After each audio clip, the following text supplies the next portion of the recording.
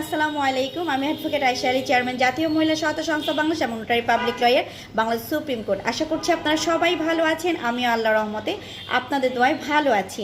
আজকে আপনাদের সাথে যে টপিকসটা নিয়ে কথা বলবো সেটা খুবই সিম্পল একটা টপিকস, বাট খুব ইম্পর্টেন্ট একটা টপিকসটা হচ্ছে যে আমরা যখন বিয়ে করব তখন কিভাবে আমাদের কাবিনের টাকাটা অর্থাৎ দেনমোহরটাকে আমরা নির্ধারণ করব।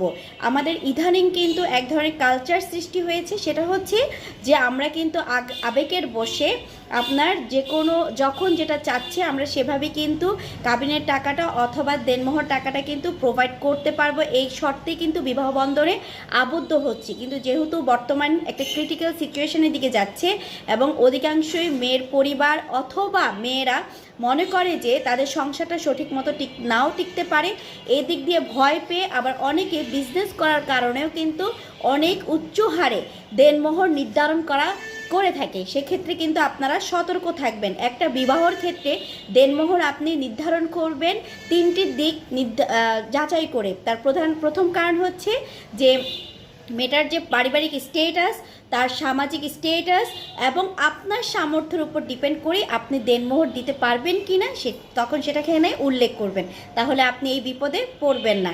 দেনমোহর অবশ্যই চিন্তা ভাবনা করে দিবেন এবং দেনমোহর যখন আপনার ফিক্সড হয়ে যাবে আপনাকে জীবনের যে কোনো পর্যায়ে এই দেনমোহর কিন্তু প্রোভাইড করতে হবে, আপনি পারেন আর না পারেন।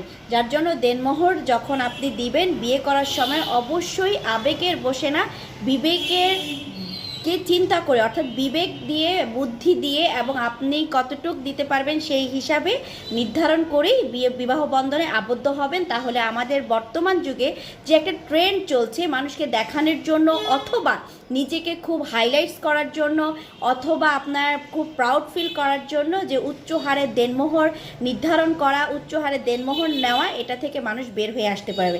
আশা করি আপনারা সবাই আমার কথাটা বুঝতে পেরেছেন এবং আপনারা ভালো থাকবেন। আমার জন্য দোয়া করবেন। আল্লাহ হাফেজ।